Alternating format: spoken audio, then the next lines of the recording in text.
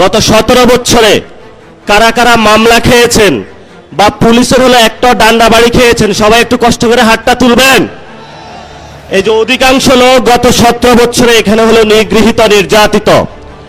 এবং আজকে আমাদের যে ব্যানারের শিরোনাম সেটা আমরা দিয়েছি আওয়ামী ফ্যাসিস্ট কর্তৃক সংগঠিত সকল গুম, খুন ও গণহত্যার বিচারের দাবিতে। গত 17 বছরে বাংলাদেশে কয়েকটি গণহত্যা সংগঠিত হয়েছিল।